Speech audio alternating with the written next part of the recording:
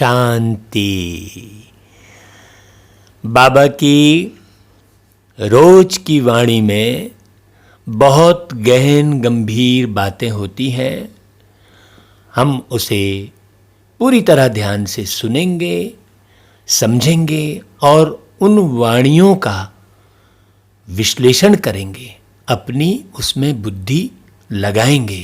इसलिए बाबा ने कहा बुद्धि का योग मुझसे लगाओ, मुझ एक बाप को याद करो। का मतलब ये हुआ कि मैंने जो लक्ष्य दिया है उस लक्ष्य को अच्छी तरह पहचानो। बाबा ये कहना चाहते हैं, वास्तव में दुनिया में जो इतना भटकाव है, जो अंधभक्ति है, जो अंधी दौड़ है, लोगों को पता ही नहीं है कि उन्हें जाना कहाँ है, उन्हें करना क्या है। इसीलिए बाबा ने धरती पर आकर आत्मा को एक बहुत बेहतरीन लक्ष्य दिया, आत्मा का बहुत सुंदर ज्ञान दिया, लेकिन लोग उसे पूरा सुनने में समय ही नहीं दे रहे हैं, क्योंकि लोगों की बुद्धि में इतना अंधकार है, इतनी सारी भ्रांतियां भर दी गई हैं, इतना सारा भय भर दिया गया है।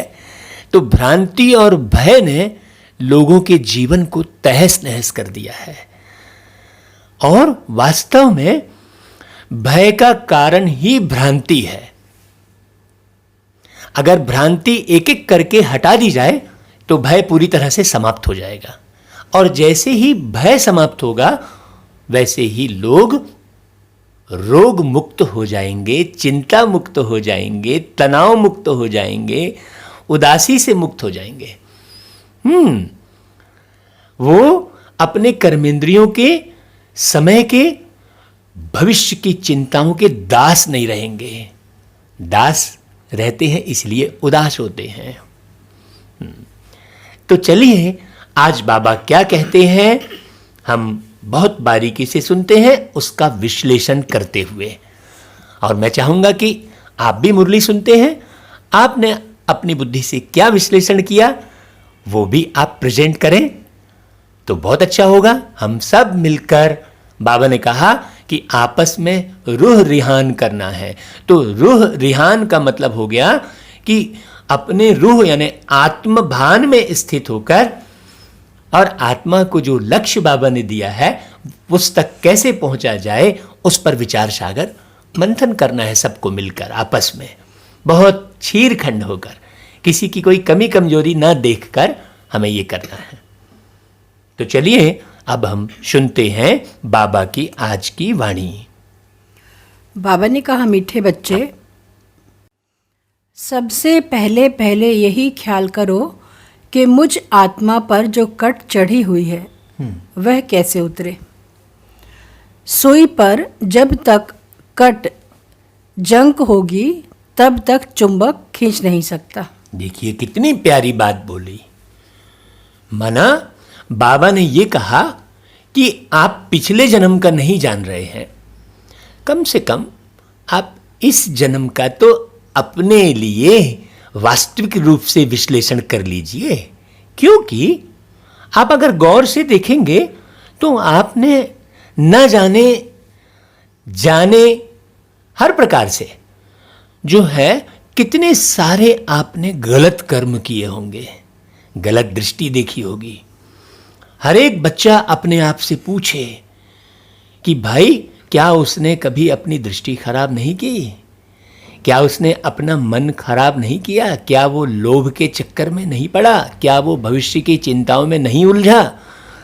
ये सब बारीकियां देखें, देखकर उस जंक को हटाएं, सफाई करें। और ये सफाई किसके माध्यम से होगी? मुरली, ज्ञान के माध्यम से, जो बाबा ने मुरलियों में ज्ञान दिया है। और केवल मुरली हमने एक सरलक पढ़ ली, उससे भी कोई सफाई नहीं होने वाली है। हाँ, जैसे हमने सिंपल वे में नहाते समय साबुन लगा लिया और बस फटाक से हाथ धो लिया, नहीं। आप देखते हैं कि बहुत अच्छे से रगड़ रगड़ के एक एक स्थान पर यदि आप बहुत अच्छे से स्नान करते हैं तो पूरे शरीर की बहुत अच्छी सफाई होती है और बहुत फ्रेश लगता है। एक फॉर्मेलिटी तौर पर नहा लेना ऐसा नहीं है।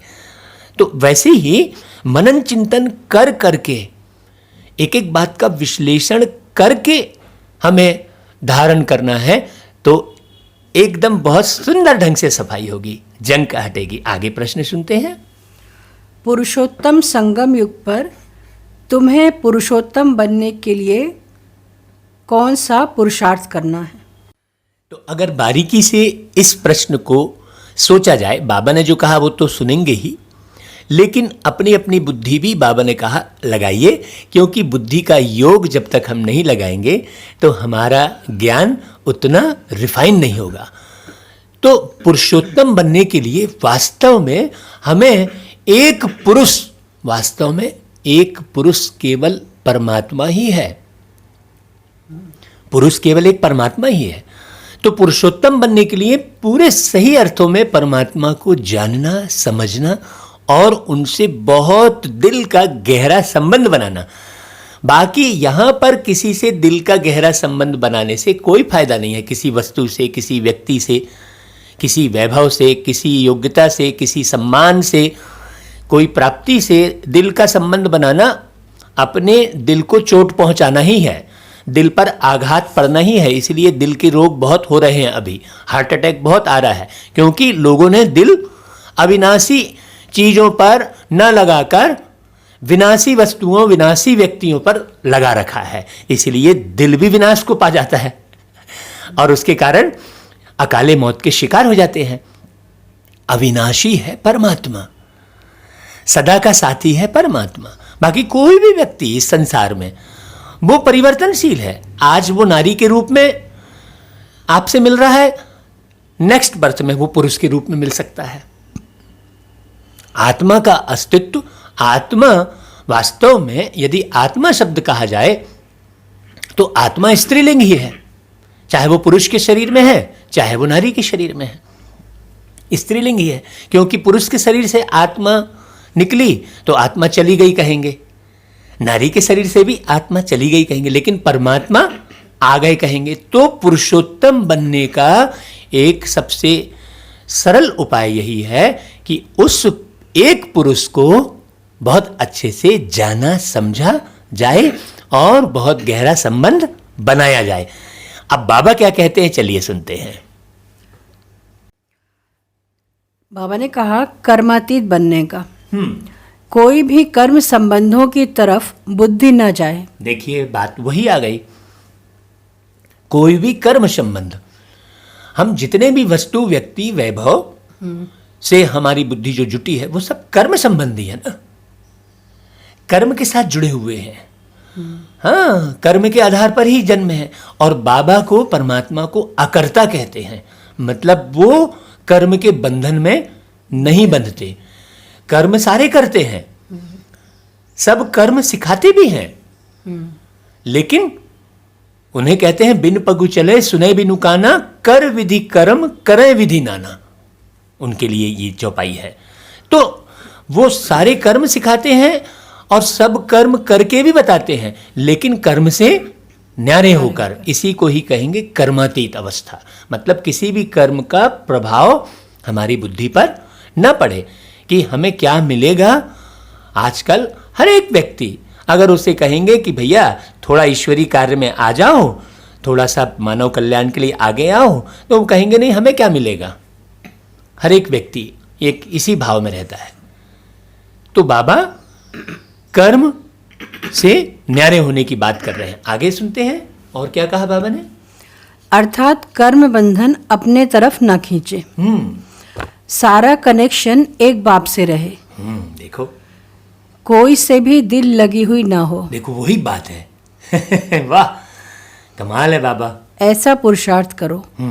झरमुई झरमुई में अपना टाइम वेस्ट मत करो। हाँ, याद में रहने का अभ्यास करो। अब देखिए, झरमुई झरमुई का मतलब ये हुआ कि जिससे हमारी बुद्धि झर जा रही है, वेस्ट हो जा रही है, निर्णय करने की क्षमता खत्म हो जा रही है, ऐसी बातों पर ध्यान मत दो। दुनिया में बहुत सारी ऐसी फिल्में बन रही हैं जो बेकार की है, जिसे देखने से कोई फायदा नहीं है। दुनिया में ऐसी बहुत सारी बातें हैं जिसका कोई सरोकार नहीं है। हाँ, अब उन बातों को बोलने की आवश्यकता ही नहीं है। तो ये समझने की जरूरत है। ये समझेंगे कब? जब हम परमात्मा की वाणी को बहुत बारीकी से सुनकर और अपनी बुद्धि को दिव्य बनाने पर अग्रसित करेंगे। आगे सुनते हैं। फिर गीत बजा है, जाग सजनिया जाग। जाग सजनिया जाग। साजन एक परमात्मा है और सजनिया सब कौन है? जितनी भी मनुष्य आत्माएं हैं। आत्मा अविनाशी है, परमात्मा अविनाशी है, बाकी सब परिवर्तनशील है। हाँ, इसीलिए आत्मा से संबंध बनाएंगे तो कभी दुख नहीं होगा, और रिश्तों के हिसाब से संबंध बनाएंगे तो बहुत दुख होगा। रिश्ते टेम्परेरी हैं और आत्मा का संबंध परमानेंट है। तो जो टेम्परेरी है उसको टेम्परेरी रूप में ही उपयोग करके बुद्धि को अलग कर देना चाहिए अपने इस देह दुनिया और दौलत से। इसका मतलब ये नहीं है कि हमें दौलत नहीं कमानी है या दैहिक रिश्ते निभाने नहीं हैं, या दुनिया के कोई भी प्रकृति के दृश्यों को देखना नहीं है। नहीं भाई, आनंद सबका लेना है, आनंद सबका लेना है, लेकिन फंसना कहीं नहीं है। ये विधि बाबा ने बहुत सुंदर सिखाई है। आगे सुनते हैं। ओम शांति। रूहानी बच्चों, आत्माओं ने शरीर द्वारा गीत सुना, क्योंकि बाप अभी बच्चों को आत्म अभिमानी बना रहे हैं। तुमको आत्मा का भी ज्ञान मिलता है। ये बाबा जो है बहुत सुंदर दुनिया की रिजल्ट बता रहे हैं। चलिए सुनते हैं क्या रिजल्ट बता रहे हैं। दुनिया में एक भी मनुष्य नहीं जिसको आत्मा का सही ज्ञान हो। वास्तव में आत्मा का सही ज्ञान नहीं होने की वजह से ही सारी समस्या है। लेकिन लोग आत्मा के ज्ञान की ओर अग्रसित ही नहीं होना चाहते। हाँ, जो चीज दिख रही है बस उसे ही मानते हैं। अरे भाई, जो चीज दिख रही है वो अदृश्य के कंट्रोल में है, उसे अदृश्य शक्ति कंट्रोल की हुई है। हमें उस अदृश्य शक्ति को जानना और समझना होगा। इस शरीर में जितनी भी चीजें दिख रही हैं उसे हम अदृश्य आत्माएं ही बैठकर कंट्रोल कर रही हैं। चूंकि हम स्वयं अदृश्य शक्तिशाली आत्मा हैं, यह ज्ञान नहीं होने के कारण हम हमेशा हर जगह कमजोर पड़ रहे हैं।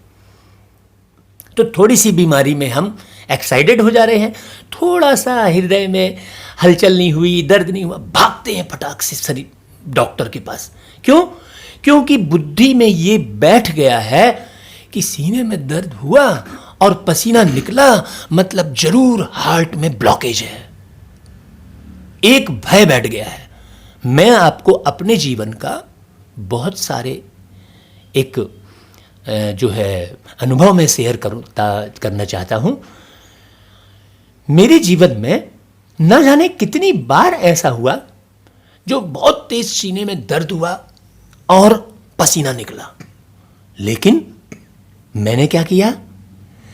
क्योंकि जब हम इस शरीर का उपयोग करते हैं और वातावरण में वो शुद्धता, वो पवित्रता, वो सही सामग्री नहीं मिल रही है तो कहीं ना कहीं तो प्रॉब्लम होगी। लेकिन संभालने वाली सबसे पहले अपने शरीर को, मैं आत्मा शरीर में बैठा हूं जो मैं संभाल सकता हूं अपने शरीर को, ये ध्यान देकर यदि हम बहुत इत्मीनान रखें, जल्दी से पढ़ाया हुआ संकल्प न चलाने लग जाएं कि कहीं मुझे हार्ट अटैक तो नहीं है, कहीं ऐसा तो नहीं है। नहीं, हम अपने शरीर को देखें, अपने खान पान की तरफ निगाह कर घुमाएं तो मालूम पड़ेगा। तो हमने क्या किया? हमने बहुत बारीकी से देखा कि सुबह हमने क्या चीज खाई थी, हो सकता है गैस की वजह से हो रहा हो। तो हमने गौर किया तो हमें मालूम पड़ा कि हाँ, ये चीज गैस बनाती है, हमने वो चीज खाई थी। तो हमने क्या किया? गैस की जो है आयुर्वेदिक टैबलेट चूसना शुरू कर दिया। सीने में दर्द खत्म हो गया, स्वेटिंग बंद हो गई। अब एक बुद्धि में ये भय बैठा हुआ है कि नहीं, ये निशानी है हार्ट अटैक की, ये निशानी है कैंसर की, ये निशानी है कोरोना की, ये निशानी है। ऐसे कई प्रकार की जो है भ्रांतियां भी कहेंगे, उसमें सच्चाई भी है, और हम उसी वे में चल रहे हैं। हम अपने खान पान को, अपनी दृष्टिवृत्ति को, अपने रहन सहन को यदि गौर करें, अपने मन के अंदर चलने वाले विचारों को की ओर यदि ध्यान दें, तो हम अपने शरीर को बहुत अच्छे से घर में बैठकर ही संभाल सकते हैं। तो बाबा जो मुरली में ये कह रहा है कि दुनिया में एक भी व्यक्ति ऐसा नहीं है जिसे आत्मा का ज्ञान पूरा पूरा हो, और ये सारी विशेषताएं जो मैं पहले वर्णन किया, ये आत्मा के ज्ञान से ही प्राप्त होंगी।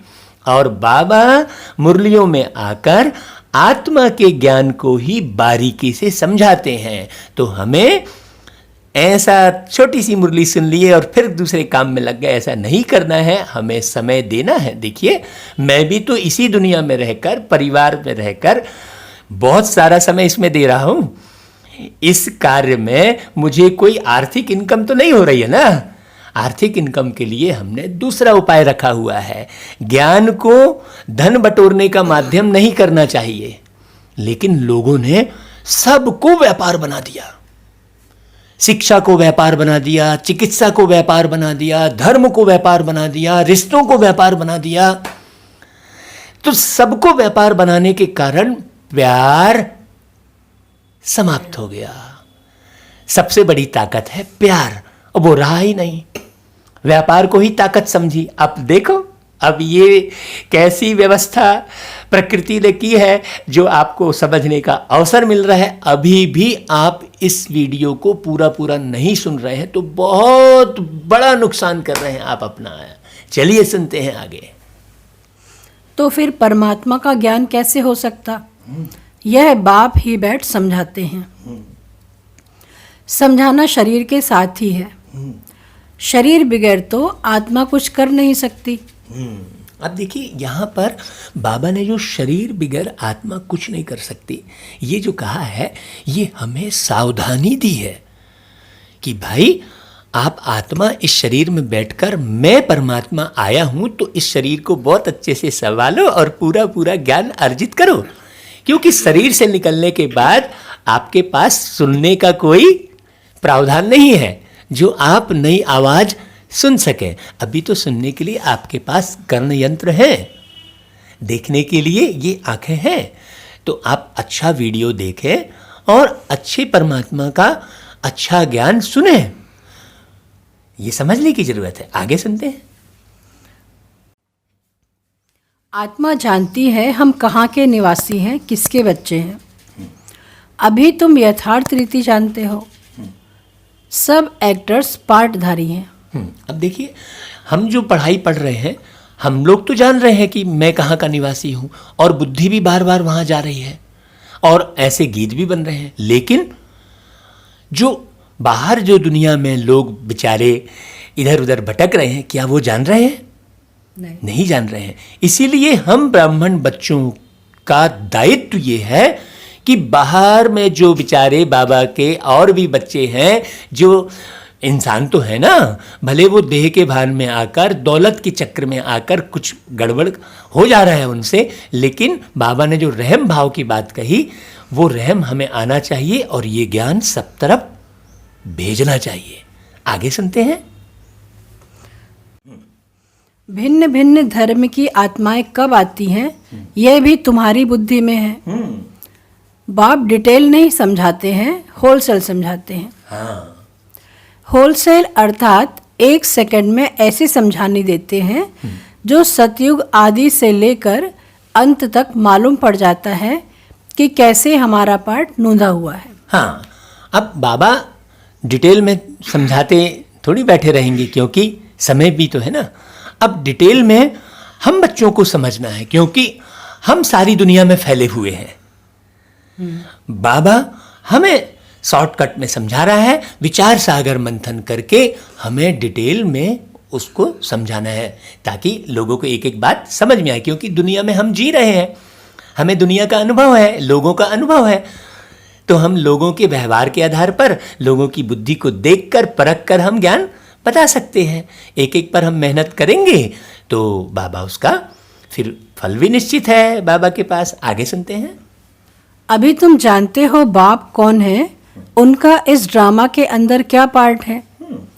यह भी जानते हैं ऊंच ते ऊंच बाप है, सर्व का सद्गति दाता, दुख हरता, सुख करता है। शिव जयंती गाई हुई है, जरूर कहेंगे शिव जयंती सबसे ऊंच है। खास भारत में ही जयंती मनाते हैं। जिस जिसकी राजाई में जिस ऊंच पुरुष की पास्ट की हिस्ट्री अच्छी होती है तो उनकी स्टैम्प भी बनाते हैं। हाँ, ये बात बाबा ने कल कही थी। आज बाबा ने एक शब्द जोड़ा है, स्टैम्प भी बनाते हैं। स्टैम्प मतलब परमानेंट हो जाता है। है ना, परमानेंट। उसके चित्र जो छपे रहते हैं तो लोगों को उनके स्वभाव संस्कार याद आते रहें, ताकि स्टैम्प बनाते हैं। यहाँ पर बाबा ने जो स्टैम्प शब्द कहा है, तो हमें भी कुछ ऐसा कर जाए हम कि जीवन ही संदेश बने, ये स्लोगन अप्लाई करना है अपने जीवन में। स्टैम्प बनाना है। हाँ, ऐसा कार्य करना है जो बिल्कुल लोगों को बहुत अच्छे से समझ में आ जाए, स्टैम्प बन जाए, परमानेंट हो जाए। आगे सुनते हैं। अब शिव की जयंती भी मनाते हैं। समझाना चाहिए सबसे ऊंच जयंती किसकी हुई, किसकी स्टैम्प बनानी चाहिए। वाह, क्या बात है। कोई साधु संत अथवा सिखों का, मुसलमानों का व अंग्रेजों का। कोई फिलॉसफर अच्छा होगा तो उनकी स्टैम्प बनाते रहते हैं, जैसे राणा प्रताप आदि के भी बनाते हैं। अब वास्तव में स्टैम्प होनी चाहिए बाप की, जो सबका सद्गति दाता है। हाँ, यहाँ पर ये बात बाबा ने क्यों बोली, ये आत्मज्ञान को और ये बाबा ने आत्मज्ञान को और बारीक समझने के लिए ये उदाहरण दिए बाबा ने। बाबा का कहने का मतलब ये नहीं है कि उनकी स्टैम्प क्यों बनाई, मेरी क्यों नहीं बनाई। बाबा का कहने का मतलब ये है कि जो भी व्यक्ति इस संसार में श्रेष्ठ कार्य करके गए, लेकिन अभी वो आत्मा तो अविनाशी है ना, तो अभी वो आत्मा किस कंडीशन में है ये तो नहीं मालूम। और वाइब्रेशन तो चैतन्य आत्मा का ही फैलेगा। तो अब वो मान लीजिए पहले बहुत अच्छा कर्तव्य करके गए, फिर लेकिन अभी वो ऐसे घर में जन्म ले लिए जहां उन्हें कोई संस्कार नहीं मिला, तो अभी तो वो उस कंडीशन में नहीं है वो आत्मा ना, क्योंकि श्रेष्ठ कर्म करने वाली तो आत्मा ही थी ना। तो अब तो वाइब्रेशन चेंज हो गए।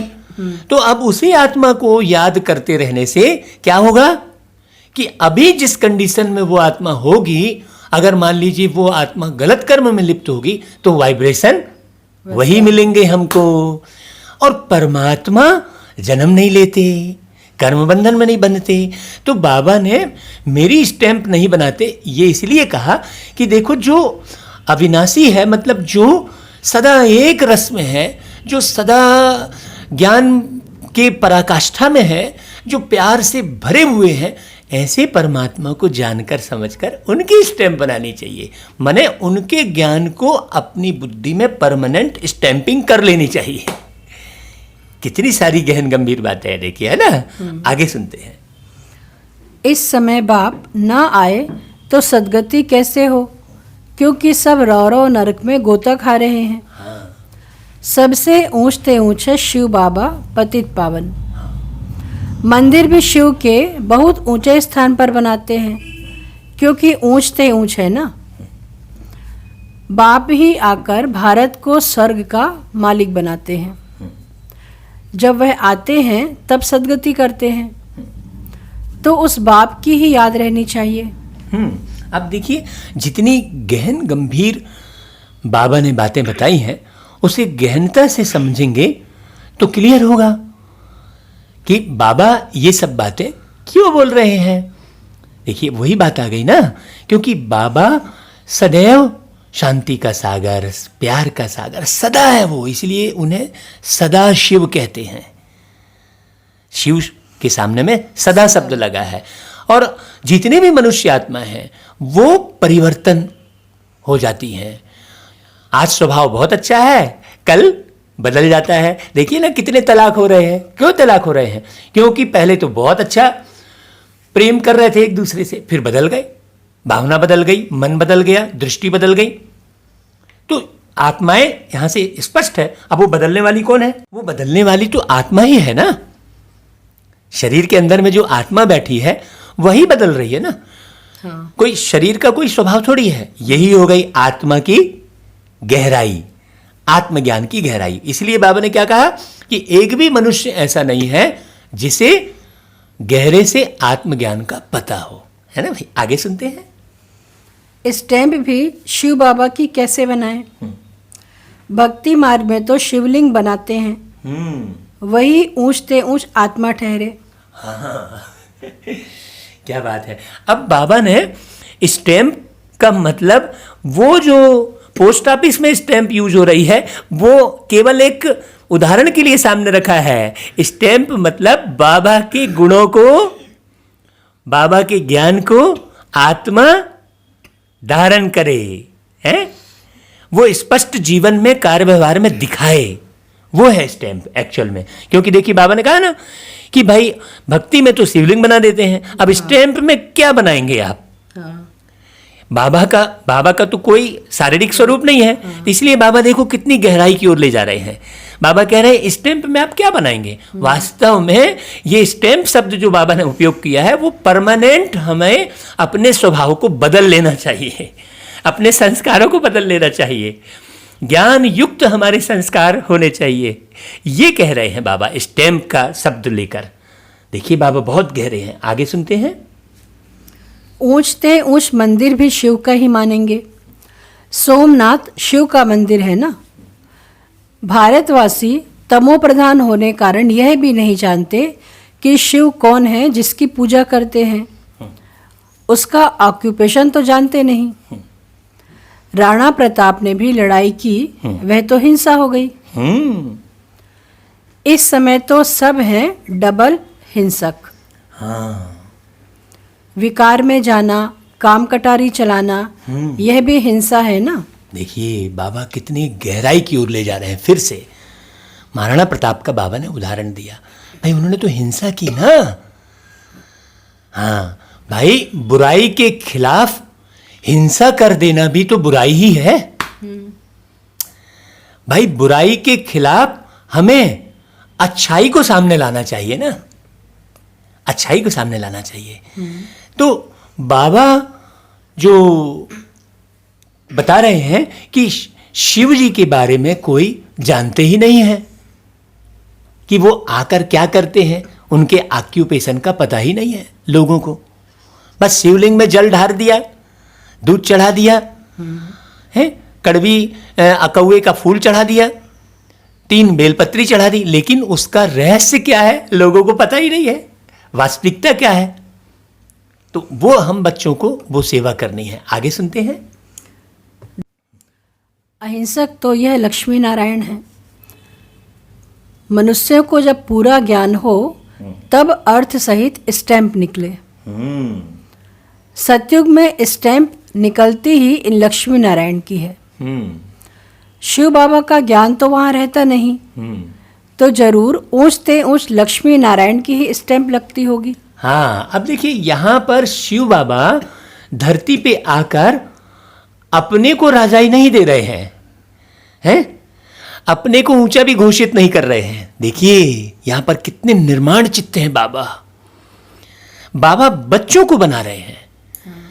लक्ष्मी नारायण आत्माएं हैं 2, है ना। एक आत्मा ने नारी रूप लिया, एक आत्मा ने पुरुष रूप लिया। लेकिन उस नारी आत्मा ने अपने लक्ष्य को बिल्कुल पूरी तरह प्राप्त किया तो लक्ष्मी बनी।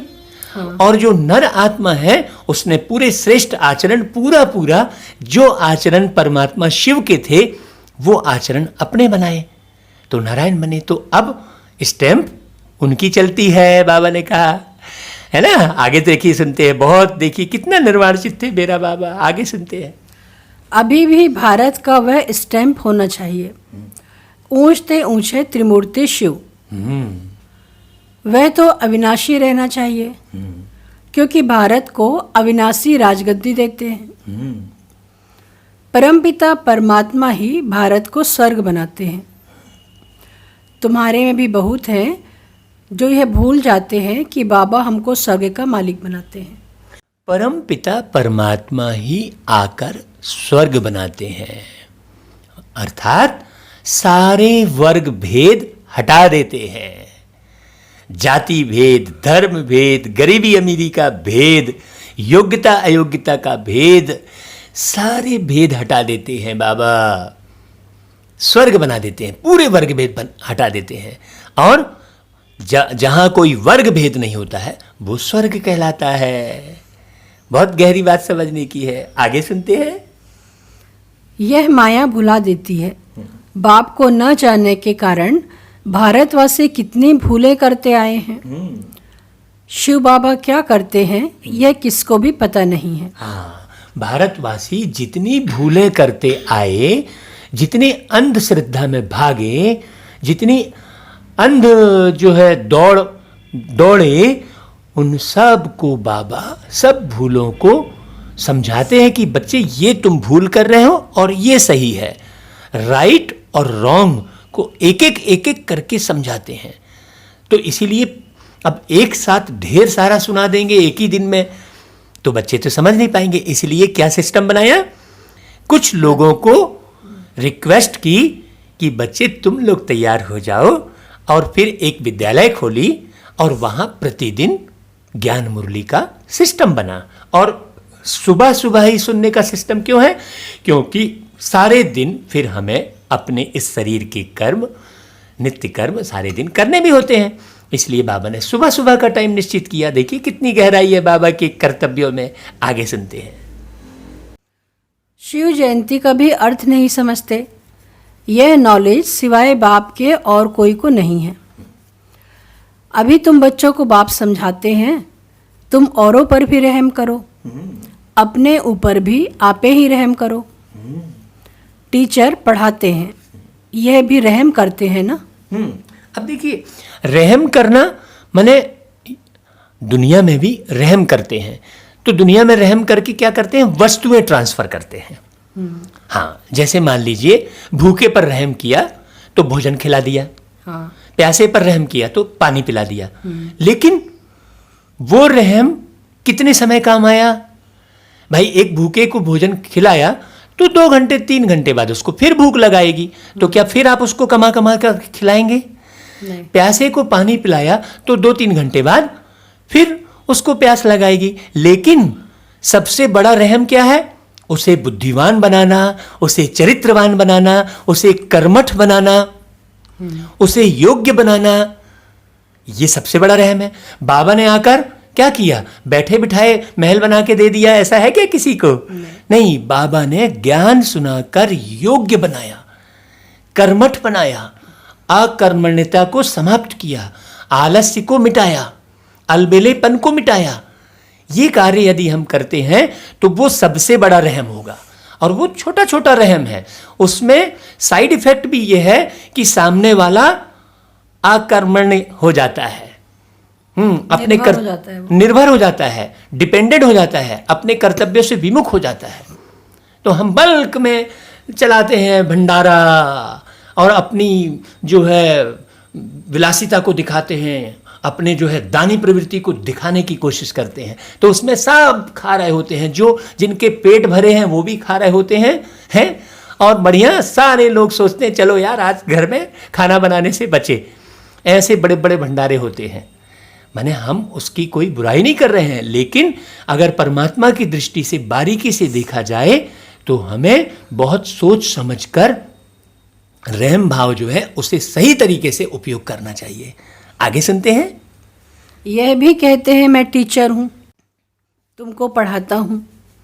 वास्तव में इसका नाम पाठशाला भी नहीं कहेंगे, यह तो बहुत बड़ी यूनिवर्सिटी है। बाकी तो सब हैं झूठे नाम। वह कोई सारे यूनिवर्स के लिए कॉलेज तो है नहीं। हाँ, अब देखिए और गहरे की ओर ले चल रहे हैं बाबा। बाबा हमें जो हमारे अंदर में एक भाव बैठे हैं ना, देसी और विदेशी, इस भाव को भी समाप्त कर रहे हैं बाबा। हाँ। भाई, क्योंकि आसमान तो सबका एक है। चाहे जितने भी देश हैं, आसमान तो सबका एक है ना, धरती भी सबकी एक है ना, हवा भी सबके लिए एक है ना, प्रकाश भी सबके लिए एक है ना। अब बताइए, आप कहां से भेद कर रहे हैं? क्या विदेश से हवा उड़कर यहां नहीं आ सकती? तो फिर विदेशी हवा हो गई वो, तो फिर हम नहीं लेंगे उसको। देखिए, ये देश और विदेश के भान को समाप्त करने के लिए बाबा ने यूनिवर्स की बात की। बाबा ने कहा ये पाठशाला ही नहीं कहेंगे, इसे यूनिवर्सिटी कहेंगे। क्यों? क्योंकि ये ज्ञान सब धर्मों के लिए है, सारे विश्व के लिए है ये ज्ञान है। और बाकी जो दुनिया में यूनिवर्सिटी शब्द लिख देते हैं, तो वो विश्वविद्यालय पूरे विश्व में तो नहीं है, नहीं, लेकिन विश्वविद्यालय लिख देते हैं। लेकिन ये ज्ञान तो क्या है? पूरे विश्व के लिए है, तो इसे हम यूनिवर्सिटी भी कह सकते हैं। इसलिए इसका नाम विश्वविद्यालय रखा गया। हाँ, ये बहुत गहन गंभीर बात है। आगे सुनते हैं। तो यूनिवर्सिटी है ही एक बाप की, जो सारे विश्व की सद्गति करते हैं। वास्तव में यूनिवर्सिटी यह एक ही है। इन द्वारा ही सब मुक्ति, जीवन मुक्ति में जाते हैं, अर्थात शांति और सुख को प्राप्त करते हैं। यूनिवर्स तो यह हुआ ना, इसलिए बाबा कहते हैं डरो मत। यह तो समझाने की बात है। ऐसे भी होता है, इमरजेंसी के टाइम में कोई किसके सुनते भी नहीं हैं। हाँ, बाबा ने कहा कि डरो मत। कहने का अभिप्राय ये है कि ये जो बाबा का ज्ञान है, ये इस विश्वविद्यालय के माध्यम से पूरे विश्व में दिया जा रहा है। इसीलिए मैं फलक से कह सकता हूं कि परमात्मा यही है और कहीं नहीं है। इसमें डरने वाली कोई बात ही नहीं है, सच्चाई ही यही है। अब कोई समझे तो ठीक, न समझे तो ठीक, उसकी अपनी अपनी बुद्धि है भाई। गीता में लिखा है, मुंडे मुंडे मतिर्भिन्ना, जितनी मुंडी उतनी मति, माने उतनी बुद्धि। तो हम क्या कर सकते हैं? लेकिन जो सच्चाई है वो तो सच्चाई है। सूर्य है तो वो है, चंद्रमा है तो वो है। अब उसे कोई किस रूप में माने, कोई किस रूप में माने, उससे क्या लेना देना है। आगे सुनते हैं। प्रजा का प्रजा पर राज्य चलता है, और किसी धर्म में शुरू से राजाई नहीं चलती। वह तो धर्म स्थापन करने आते हैं, फिर जब लाखों के अंदाज में हो तब राजाई कर सकें। यहाँ तो बाप राजाई स्थापन कर रहे हैं यूनिवर्स के लिए। यह भी समझाने की बात है। दैवी राजधानी इस पुरुषोत्तम संगम युग पर स्थापन कर रहे हैं। बाबा ने समझाया है, कृष्ण, नारायण, राम आदि के काले चित्र भी तुम हाथ में उठाओ, फिर समझाओ कृष्ण को श्याम सुंदर क्यों कहते हैं। सुंदर था, फिर श्याम कैसे बनते हैं। भारत ही हेविन था, अब हेल है। हेल अर्थात काला, हेविन अर्थात गोरा। यहाँ पर बाबा जो राजाई की बात कर रहे हैं, वो स्वयं की कर्मेंद्रियों पर राज करने की बात है। प्रत्येक मनुष्य यदि स्वयं की कर्मेंद्रियों पर राज करने लग जाए, तो वो प्रजा पर, प्रजा का राज्य कहला जाएगा। प्रजा कौन सी? कर्मेंद्रियां। आत्मा की प्रजा है उसकी कर्मेंद्रियां। तो प्रत्येक आत्मा राजा है जो अपने कर्मेंद्रियों पर शासन करे। सिंपल सी बात है। इस पर एक गीत बना था कि मस्तक सिंहासन पे हम आत्माएं शासन करें और शासन चलाएं। ऐसा एक गीत छोटा सा था, अभी इसको पूरा नहीं सुनाते हैं। मस्तक सिंहासन पे हम आत्माएं राजन बने और शासन चलाएं। कर्मेंद्रियां कर्मचारी हमारी, भ्रुकुटी बीच दरबार अपना लगाई। देखिए कितना सुंदर लिखा है लिखने वालों ने। तो ये समझने की बात है। अब हम लय तुल और धुन और आवाज में ना खो जाएं। जनरली क्या होता है कि गीत में हम उसके संगीत में खो जाते हैं, और उस गायक की मधुर आवाज को खोजने लगते हैं। इसकी आवाज ठीक है, इसकी आवाज खराब है। जो बात कही गई है हमें उस पर ध्यान देना है। थोड़ा अच्छे ढंग से इसलिए कह दी गई है ताकि आप आकर्षित होकर उसे सुने, लेकिन जो सुनना चाहिए वो सुनते नहीं है। जो शब्द हमें सुनने चाहिए वो ना सुनकर हम क्या करते हैं, गायक की आवाज और धुन में चले जाते हैं। आगे सुनते हैं। राम राज्य को दिन, रावण राज्य को रात कहा जाता है। तो तुम समझा सकते हो देवताओं को काला क्यों बनाया है। बाप बैठ समझाते हैं, तुम हो अभी पुरुषोत्तम संगम युग पर। हाँ, अब ये गहरे राज की बात है, आप इसे माने या ना माने, कि देवताओं को काला क्यों बनाया है।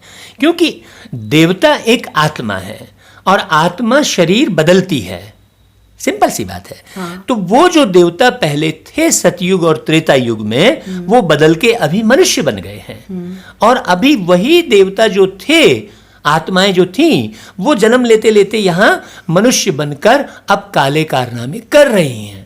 इसीलिए आज के मनुष्य देवी देवताओं के काले चित्र बनाते हैं, जबकि जब वो देवता रूप में थे, वो जो आत्माएं जब देवता बनी हुई थी, तब वो बिल्कुल काले कारनामे नहीं कर रही थीं, क्योंकि बाबा ने पूरी स्वच्छता का, पवित्रता का, सत्यता का ज्ञान इस संगम युग पर उन्हीं आत्माओं को दिया। तो वो गोरा बन गई थी और अभी कलयुग में वो काली बनी हुई है, उनके चरित्र भी काले हो चुके हैं। तो इसीलिए मनुष्य आत्माएं काला चित्र बनाती हैं। मनुष्य आत्माएं जो काला चित्र बना रही हैं, उनका कोई दोष नहीं है, क्योंकि उनकी अवस्था जैसे जैसे बनती चली जाती है, वैसे वैसे चित्रकार का ऑटोमेटिक वैसा चित्र बनता चला जाता है। ये सिस्टम है, ये सिस्टम है। हमें इस सिस्टम को बाबा ने समझाया।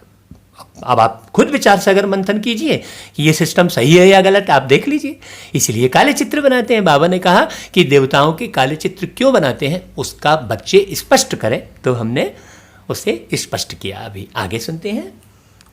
वह नहीं है, तुम तो यहाँ बैठे हो ना, यहाँ तुम हो ही संगम युग पर, पुरुषोत्तम बनने का पुरुषार्थ कर रहे हो। विकारी पतित मनुष्यों से तुम्हारा कोई कनेक्शन ही नहीं है। हाँ, अभी कर्मातीत अवस्था नहीं हुई है, इसलिए कर्म संबंधों से भी दिल लग जाती है। कर्मातीत बनना उसके लिए चाहिए याद की यात्रा। तो बाबा ने कहा तुम हो अभी पुरुषोत्तम संगम युग पर। संगम का अर्थ होता है मिलन। अब हमें यह गौर करना है कि हम अपने मन का और अपनी बुद्धि का मिलन किस तरफ कर रहे हैं। दुनिया के व्यर्थ, माने राजनीति में, व्यर्थ की प्रोपोगंडा में, व्यर्थ के छींटाकसी में अपनी बुद्धि को लगा रहे हैं, अपने मन को लगा रहे हैं, कि परमात्मा के ज्ञान में लगा रहे हैं। हम किधर मिलन मना रहे हैं। ये है संगम युग, माने मिलन का युग। ये हमारे ऊपर निर्भर करता है कि हम विषय विकारों में पड़े लोगों के साथ अपनी बुद्धि को लगा रहे हैं, माथा खराब कर रहे हैं, कि हम परमात्मा के ज्ञान की तरफ अपने माथा को बहुत प्योर कर रहे हैं, अपने बुद्धि को बहुत दिव्य बना रहे हैं। ये गौर करने की बात है। आगे बाप समझाते हैं, तुम आत्मा हो, तुम्हारा परमात्मा बाप के साथ कितना लव होना चाहिए।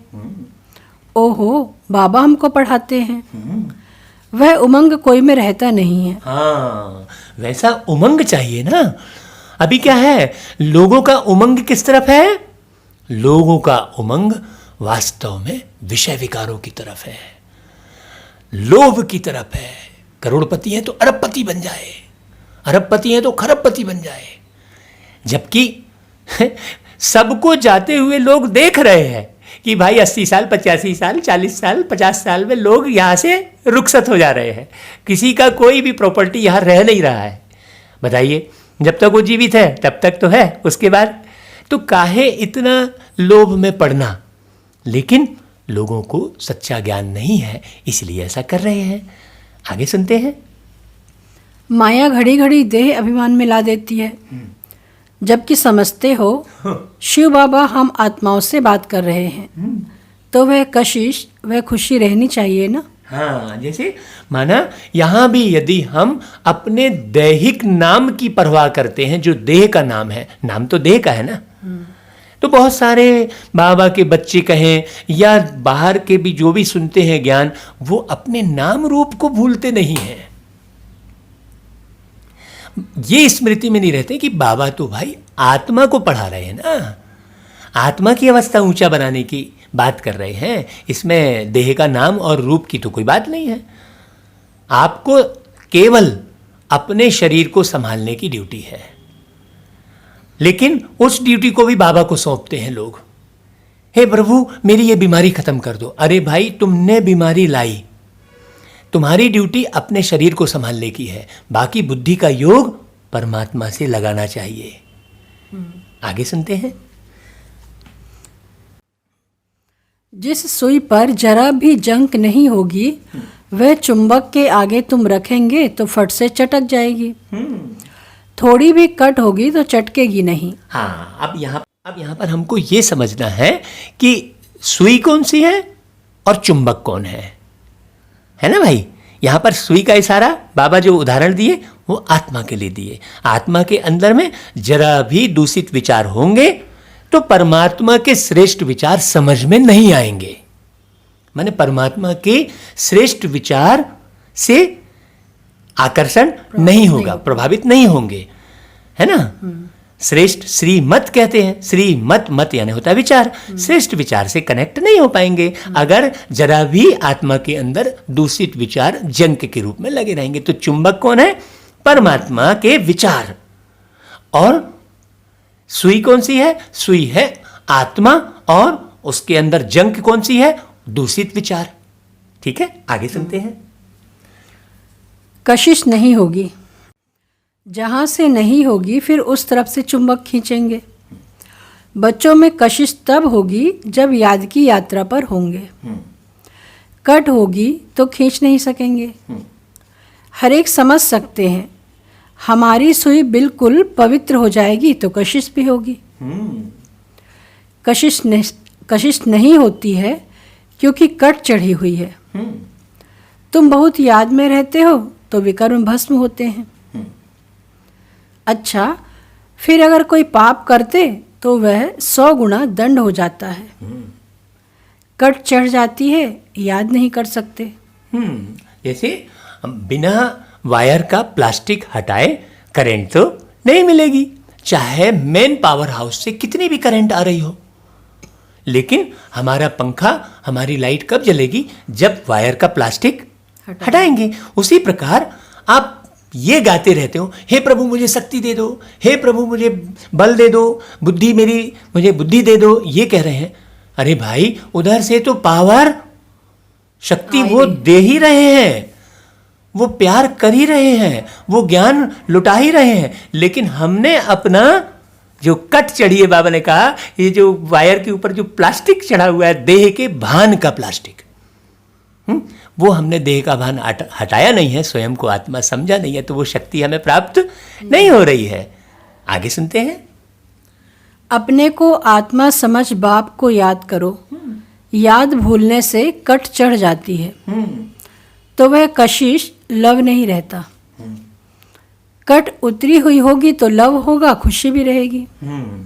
यहाँ पर बात बाबा कशिश की कर रहे हैं। दुनिया में लोग कहते हैं कि कोशिश कामयाबी हासिल दिलाती है।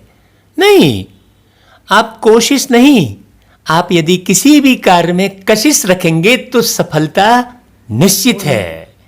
हाँ, वादे तोड़ दिए जाते हैं, कोशिशें कामयाब होती हैं, ऐसा कह रहे हैं। नहीं, कोशिश वाली कोई बात नहीं है। हमें कशिश रखना है अंदर में कि भाई मुझ आत्मा को पावन बनना ही है, ज्ञानवान बनना ही है। मैं लगातार ये मुरलियाँ सुनूंगा और बाबा के साथ कनेक्शन जोड़ूंगा। ये आप कशिश रखिए अंदर में। आगे सुनते हैं। चेहरा खुशनुमा रहेगा। तुमको भविष्य में ऐसा बनना है। सर्विस नहीं करते तो पुरानी सड़ी हुई बातें करते रहते। बाप से बुद्धि योग ही तुड़ा देते हैं। जो कुछ चमक थी वह भी गुम हो जाती है। वह भी गुम हो जाती है। पुरानी सड़ी हुई बातें करते रहते हैं। मेरे साथ ऐसा हुआ, मेरे साथ वैसा हुआ, ये पुरानी सड़ी हुई बात है। आगे सुनते हैं। बाप से जरा भी लव नहीं रहता।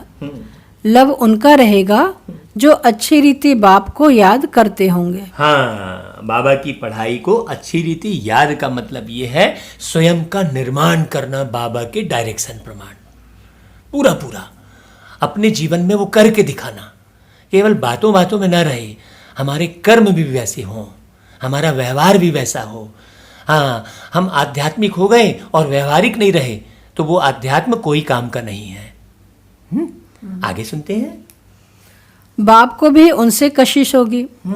यह बच्चा सर्विस भी अच्छा करता है और योग में रहता है, तो बाप का प्यार उन पर रहता है। अपने ऊपर ध्यान रखते हैं, हमसे कोई पाप तो नहीं हुआ। हाँ, एक एक बातें स्पष्ट हो जाना और समय समय पर हमें विशेष रूप से इशारे मिलना, ये बाबा का प्यार ही तो है। आपको हम ऐसे कितने अनुभव बताएं जो लौकिक जीवन में भी कार्य व्यवहार करते हुए जहां हमें मालूम नहीं है कि क्या है आगे, वो बाबा हमें इशारे दे देते थे और हम बहुत सहज रीति अपनी यात्राएं, इस जीवन की यात्राएं भी पूरी कर लेते थे। आज पूरे देश विदेश में जो बाबा इस आध्यात्मिक सेवा के लिए हमें ले गए, तो बाबा हमें बहुत संभाल कर हर जगह लेके गए। कहीं कोई परेशानी नहीं हुई किसी भी किस्म की। बड़े सहज रीति हम पूरे देश के हर एक राज्यों में जा जाकर और विदेशों में भी जाकर ये आध्यात्मिक सेवा कर सके। तो ये बाबा की मदद ही तो है? बाबा का रहम ही तो है, बाबा का साथ ही तो है, जो बाबा कह रहे हैं कि उन बच्चों को बाबा फिर मदद करते हैं। आगे सुनते हैं। अगर याद नहीं करेंगे तो कट कैसे उतरेगी? बाप कहते हैं चार्ट रखो तो कट उतर जाएगी। अब बाबा ने एक विधि बताई कि आप अपना चार्ट रखो, लेकिन आप चार्ट किसका रखते हो? दूसरों का रखते हो। चार्ट दूसरों का रखते हो। अरे तुमको मालूम नहीं है, पिछले महीने उसने ऐसा किया था। आप देखिए ना, जितने भी समाचार हैं वो सब दूसरों के लिए हैं। अपना चार्ट रखो तो कट उतरेगी, क्योंकि दिया तले अंधेरा होता है बोलते हैं। दिया सोचता है कि मैं सब तरफ प्रकाश दे रहा हूं, लेकिन उसके नीचे अंधेरा होता है। तो इसीलिए स्वयं के दर्शन करने की बात कही है बाबा ने। आगे सुनते हैं। तमो प्रधान से सतो प्रधान बनना है तो कट उतरनी चाहिए। उतरती भी है फिर चढ़ती भी है। 100 गुना दंड पड़ जाता है। बाप को याद नहीं करते हैं तो कुछ ना कुछ पाप कर लेते हैं। बाप कहते हैं कट उतरने बगैर तुम मेरे पास आ नहीं सकेंगे, नहीं तो फिर सजा खानी पड़ेगी। मोचरा भी मिलता, पद भी भ्रष्ट हो जाता। बाकी बाप से वर्षा क्या मिला? ऐसा कर्म नहीं करना चाहिए जो और ही कट चढ़ जाए। पहले तो अपने कट उतारने का ख्याल रखो। ख्याल नहीं करते हैं तो फिर बाप समझेंगे इनकी तकदीर में नहीं है। क्वालिफिकेशन चाहिए, अच्छे कैरेक्टर्स चाहिए। लक्ष्मी नारायण के कैरेक्टर तो गाए हुए हैं। इस समय के मनुष्य उन्हों के आगे अपना कैरेक्टर वर्णन करते हैं। शिव बाबा को जानते ही नहीं। सद्गति करने वाला तो वही है। सन्यासियों के पास जाते हैं, परंतु सर्व का सद्गति दाता है ही एक। बाप ही स्वर्ग की स्थापना करते हैं, फिर तो नीचे ही उतरना है। बाप के सिवाय कोई पावन बना ना सके। मनुष्य खड्डे के अंदर जाकर बैठते हैं, इससे तो गंगा में जाकर बैठे तो साफ हो जाए, क्योंकि पतित पावनी गंगा कहते हैं ना। मनुष्य शांति चाहते हैं तो वह जब घर जाएंगे तब पाठ पूरा होगा। हम आत्माओं का घर है ही निर्वाण धाम। यहाँ शांति कहाँ से आई? तपस्या करते हैं, वह भी कर्म करते हैं ना, करके शांत में बैठ जाएंगे। शिव बाबा को तो जानते ही नहीं। वह सब है भक्ति मार्ग, पुरुषोत्तम संगम युग एक ही है। जबकि बाप आते हैं। आत्मा स्वच्छ बन मुक्ति जीवन मुक्ति में चली जाती है। जो मेहनत करेंगे वह राज्य करेंगे, बाकी जो मेहनत नहीं करेंगे वह सजाएं खाएंगे। शुरू में साक्षात्कार कराया था सजाओं का, फिर पिछाड़ी में भी साक्षात्कार होगा। देखेंगे हम श्रीमत पर ना चले तब यह हाल हुआ है। बच्चों को कल्याणकारी बनना है। बाप और रचना का परिचय देना है। जैसे सुई को मिट्टी के तेल में डालने से कट उतर जाती है, वैसे बाप की याद में रहने से भी कट उतरती है। नहीं तो वह कशिश, वह लव बाप में नहीं रहता है। लव सारा चला जाता है मित्र संबंधियों आदि में। मित्र संबंधियों के पास जाकर रहते हैं। कहाँ वह जंक खाया हुआ संग और कहाँ यह संग।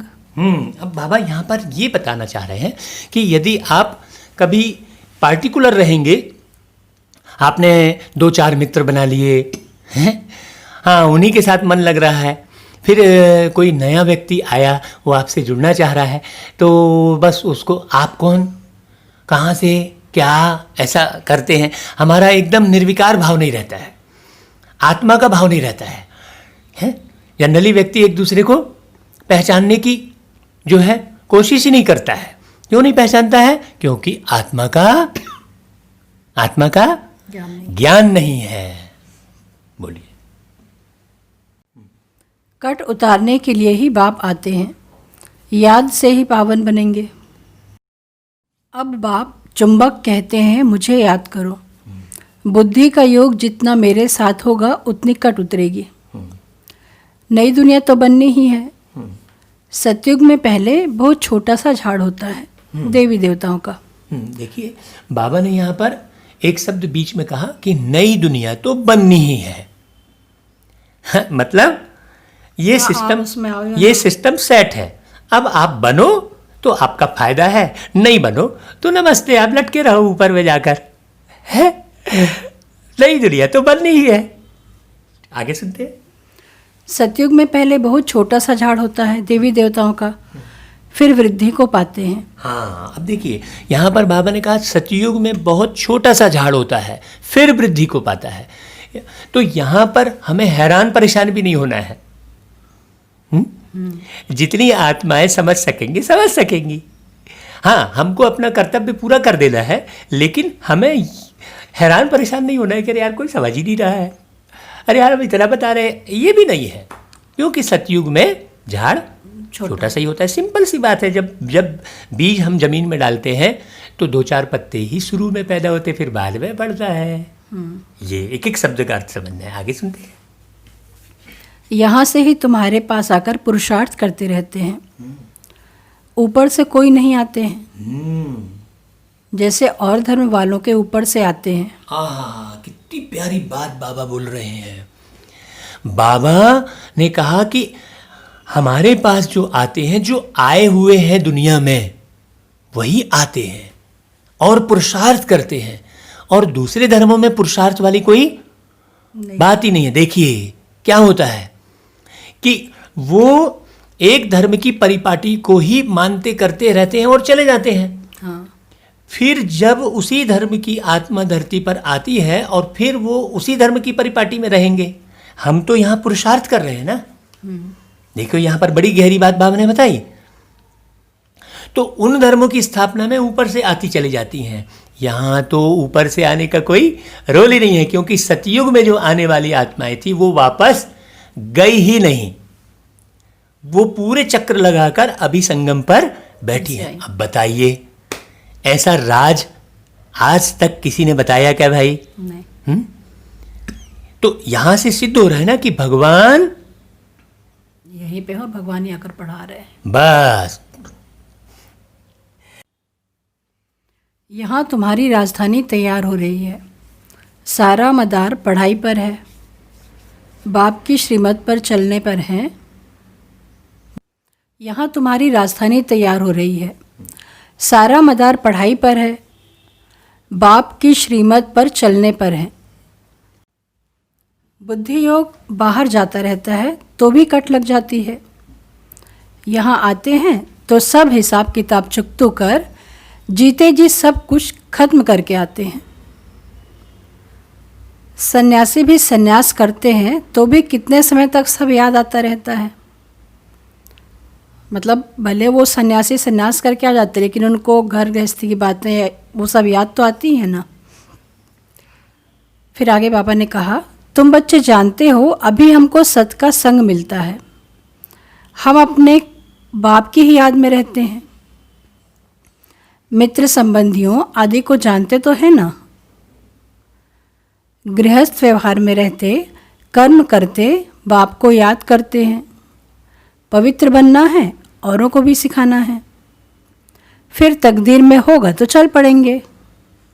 बाबा ने कहा कि बताना तो सबको है लेकिन फिर जिसकी तकदीर में होगा, जो समझ पाएंगे, वो चल पड़ेंगे ज्ञान में। ब्राह्मण कुल का ही नहीं होगा तो देवता कुल में कैसे आएगा। बहुत सहज पॉइंट दी जाती है जो झट किसकी बुद्धि में बैठ जाए। विनाश काले विपरीत बुद्धि वाला चित्र भी क्लियर है। अब वह सावरंटी तो है नहीं, दैवी सावरंटी थी जिसको स्वर्ग कहा जाता था। अभी तो पंचायती राज्य है, समझाने में कोई हर्जा नहीं है, परंतु कट निकली हुई हो तो कोई को तीर लगे। पहले कट निकालने की कोशिश करनी चाहिए। अपना कैरेक्टर देखना है, रात दिन हम क्या करते हैं। किचन में भी भोजन बनाते, रोटी पकाते, जितना हो सके याद में रहो। बाबा ने कहा घूमने जाते हो तो भी याद में। बाप सबकी अवस्था को तो जानते हैं ना। झरमुई झरमुई करते हैं तो फिर कट और ही चढ़ जाती है। पर चिंतन की कोई बात नहीं सुनो। अच्छा, मीठे मीठे सिकिलधे बच्चों प्रति माता पिता बाप दादा का याद प्यार और गुड मॉर्निंग। रूहानी बाप की रूहानी बच्चों को नमस्ते और हम रूहानी बच्चों की रूहानी माता पिता बाप दादा को याद प्यार गुड मॉर्निंग और नमस्ते। फिर धारणा के लिए मुख्य सार है। पहली पॉइंट है, जैसे बाप टीचर रूप में पढ़ाकर सब पर रहम करते हैं, ऐसे अपने आप पर और औरों पर भी रहम करना है। पढ़ाई और श्रीमत पर पूरा ध्यान देना है, अपने कैरेक्टर सुधारने हैं। दूसरा है, आपस में कोई पुरानी सड़ी हुई परचिंतन की बातें करके बाप से बुद्धि योग नहीं तुड़ाना है। कोई भी पाप कर्म नहीं करना है, याद में रहकर जंक उतारनी है। बाबा ने कहा जैसे कोई भी पुरानी बातें हैं तो जैसे पुरानी चीज़ सड़ जाती है ना, तो वैसे ही कोई भी पुरानी चीज़ों की या पुरानी किसी बातों का चिंतन नहीं करना है। उससे बुद्धि योग बाप से जुट नहीं पाएगा। हाँ, जैसे माने अपन क्या करते हैं, मान लीजिए अपन कहीं से फल लाते हैं तो फल में जो है बीज भी निकलते हैं, तो कोई बीज उसके खाने लायक नहीं रहते हैं।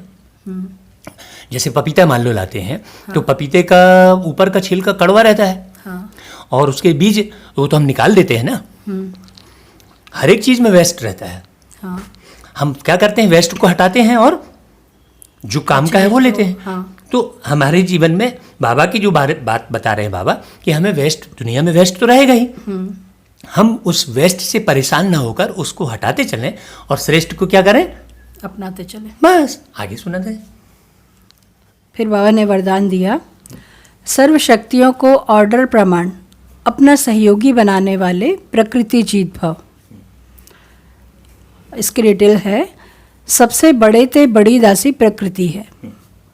जो बच्चे प्रकृति जीत बनने का वरदान प्राप्त कर लेते हैं, उनके ऑर्डर प्रमाण सर्व शक्तियाँ और प्रकृति रूपी दासी कार्य करती है, अर्थात समय पर सहयोग देती हैं।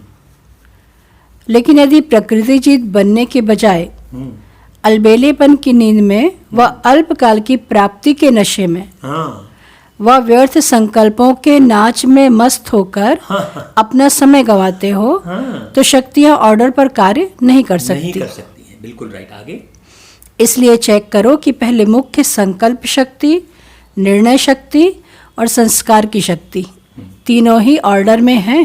भाई यहाँ पर जो बाबा ने वरदान में प्रकृति की बात कही, तो प्रकृति का मतलब बाहर की हवा पानी यही बस नहीं। प्रकृति जीत का मतलब हुआ हम अपने शरीर के साथ बहुत सुचारू रूप से चलें, क्योंकि ये शरीर प्रकृति है, ये शरीर ही प्रकृति है।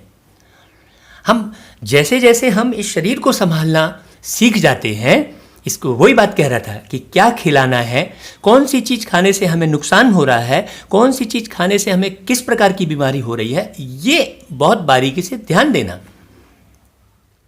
प्रकृति जीत मतलब अपने कर्मेंद्रियों पर जीत।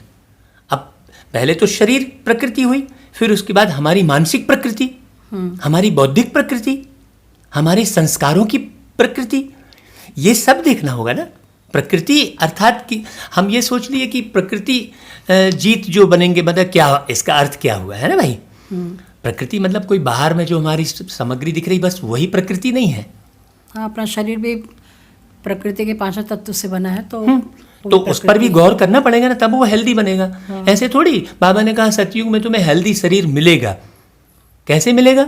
हम खुद बनाएंगे, हम वैसा वहाँ चलेंगे, हम वहाँ फालतू की चीज़ें नहीं खाएंगे। यहाँ तो व्यक्ति चाहे जो कुछ खाए पड़ा है। अब चाइना में तो चाहे जो खा रहे हैं, तो देखो क्या दुर्दशा हुई। हाँ। स्पष्ट है ना, कुछ भी खा रहा है व्यक्ति, कहीं भी खा रहा है, कभी भी खा रहा है। ऐसे ही मन में कुछ भी विचार डाले जा रहा है, कभी भी कैसे भी निगेटिव विचार ये वो। आपने देखा होगा कि टीवी चैनल पर अलग अलग पार्टियों के प्रवक्ता और पत्रकार बैठकर कितने लंबे समय किसी बात पर डिस्कस करते रहते हैं। करते हैं ना। हाँ। ऐसी ही अगर डिस्कस हम ज्ञान योग की करेंगे तो आम पब्लिक को आनंद आएगा ना। वहाँ वो लोग थोड़ी वहाँ पूरी तरह इन्वॉल्व रहते हैं, देखिए आप। और एकदम जोश में बोलते हैं, उमंग उत्साह से बोलते हैं, अपनी बात रखते हैं, ऐसा करते हैं ना। और लोग सारा सुनते हैं उसको, उसमें ढेर सारा वेस्ट भी रहता है। तो जब वेस्ट इस तरीके से प्रेजेंट हो रहा है तरीके से, तो हम श्रेष्ठ को क्यों ना अच्छे से प्रेजेंट करें, क्यों ना हम सब मिलकर इन्वॉल्व हों और उमंग उत्साह से बाबा के एक एक महावाक्यों के अर्थ को समझकर हम बहुत अच्छा पुरुषार्थ करें। ये है, आइए सुनते हैं स्लोगन। बाप दादा के गुण गाते रहो तो स्वयं भी गुणमूर्त बन जाएंगे। हाँ, बाप दादा के गुण गाते रहो का मतलब है कि हमेशा हमें उन गुणों को याद करके अपने में धारण करना है। हाँ, गाना तो परमानेंट होता है ना। हाँ। एक बार बन गया, रिकॉर्ड हो गया तो परमानेंट हो गया ना। कहने का मतलब है, गाते रहो का मतलब है कि बाबा के गुणों को परमानेंट अपने जीवन में धारण करते रहो, उतारते रहो। हाँ, गुण गाते रहो कह दिया तो चल भैया भजन गाना शुरू कर दिया, बाबा आप बहुत बहाल हो आप, ये सब थोड़ी। दुनिया में भक्ति में यही करते हैं कि भाई हाँ, आपने समुद्र लांघा, आपने पहाड़ उठाया, आप संजीवनी बूटी लाए, चलो वो तो उन्होंने किया, हम क्या कर रहे हैं। हाँ।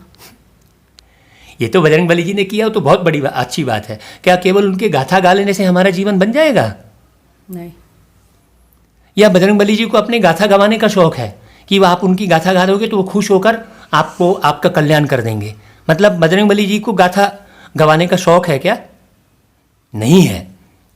वास्तव में गुण गाना मतलब गीत परमानेंट रिकॉर्ड होता है और बार बार हम उसको सुनकर आनंद लेते रहते हैं। तो ऐसे ही गुण हम धारण करेंगे तो हमें सदैव ही आनंद आता रहेगा। माने परमात्मा के गुण गाने का मतलब ये है ना। ठीक। चलिए भाई, ओम शांति। देखिए एक एक बात में कितनी गहराई है और हमें समझने की जरूरत है। चलिए भाई, फिर कल मिलते हैं बाबा की साकार वाणी के साथ। आप भी मनन चिंतन करिएगा और कल हम पूरी मुरली प्लेन सुनाएंगे, एक भी अर्थ नहीं बताएंगे। कल जो है आप लोगों को अर्थ बताना है पुरानी मुरलियां सुनकर। आप पुरानी मुरली फिर से सुन लीजिए और जो बहुत अच्छा अर्थ बताएंगे, बहुत अच्छा विचार सागर मंथन करके ऑडियो भेजेंगे, उनको विशेष रूप से सम्मानित किया जाएगा और विशेष रूप से इनाम दिया जाएगा। अच्छा भाई, ओम शांति।